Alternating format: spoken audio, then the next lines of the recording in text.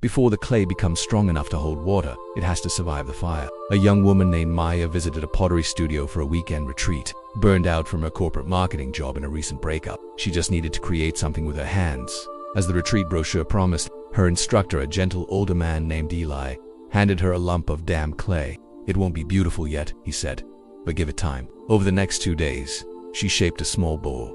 Imperfect but meaningful. Then Eli took it from her. "Now it has to go into the kiln." Maya hesitated. "But it's still fragile, won't it break?" Eli smiled. "It will only break if it wasn't shaped properly. The fire isn't meant to destroy it, it's what strengthens it." Those words haunted her in the best way for weeks, because her life felt like it had been shoved into a kiln lately too. Throughout scripture, God is described as a potter, and we as clay. Clay in its raw state is shapeless, fragile, and utterly dependent on the hands that mold it. But even once it's formed, a cup, a bowl, a jar, it's not yet useful. It still needs the fire.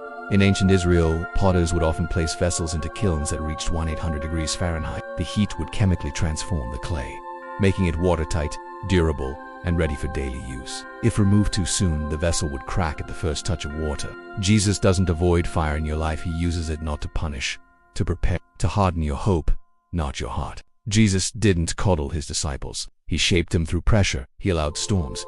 He waited when Lazarus died. He let Peter face the pain of failure, not to shame him, but to prepare him for leadership. When Jesus says in John 15, "Every branch that bears fruit, he prunes so it can bear more," he's reminding us that growth isn't always gentle. Sometimes growth hurts. Sometimes shaping feels like loss, but it's never wasted. Right now, we live in a world under pressure.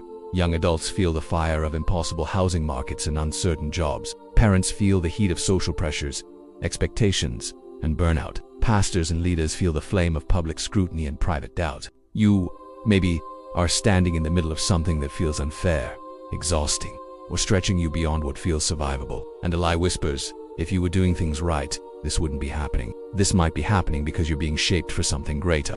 You don't put a lump of mud on a table and expect it to hold wine, but shaped, dried, and fired, that same clay becomes something that can carry life. God doesn't rush the process. And maybe that's the hardest part. We're not in control of the temperature, the timeline, or the outcome. We are simply asked to trust the potter. The pressure you feel isn't punishment. It might be the proof that God is preparing you for more than comfort. He is preparing you to carry something eternal. Amanda was a 34-year-old mom of 2 when she was diagnosed with stage 2 breast cancer. She said the chemo was harder than childbirth, the fear worse than any storm, and the loss of control nearly broke her. But in a blog post written during her second remission, she wrote, "Before the fire I was full of pride and plans. In the fire I was emptied of all but God. And somehow, on the other side I became more useful. Not because I was stronger, but because I'd finally been made ready,